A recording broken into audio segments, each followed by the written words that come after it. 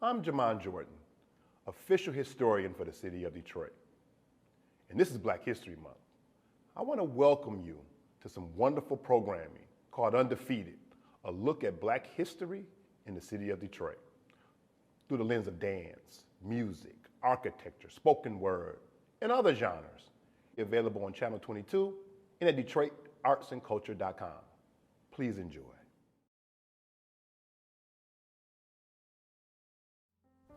At 9125 12th Street, almost at the corner of 12th and Claremont, on July 23, 1967, the police conduct a raid at about 3 in the morning.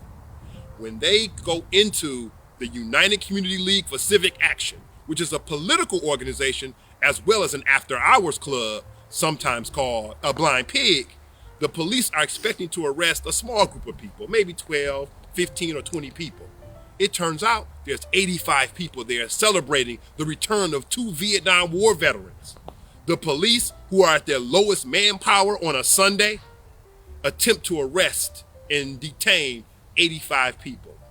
And as it's taking them a long time to cycle this group into police cars and paddy wagons and take them to the 10th precinct, a crowd grows outside.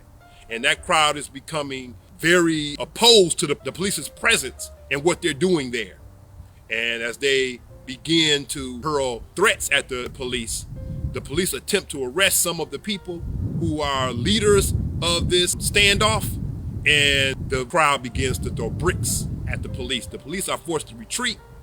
When they return, some of the businesses have already been busted. The windows have been busted. There's some looting that has already started. And this is the beginning of a 5-day uprising, sometimes called the 1967 riots, but many times now referred to as the 1967 Detroit Rebellion.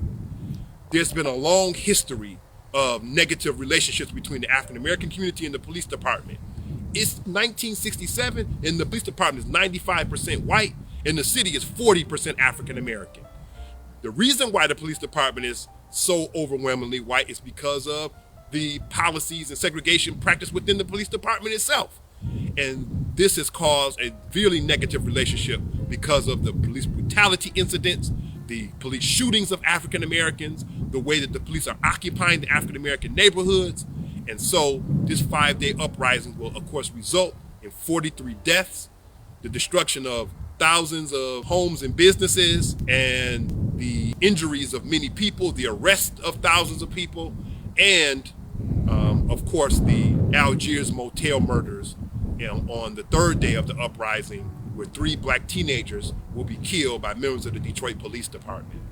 And so this is one of the bloodiest periods in Detroit's history, and it will change Detroit's history forever.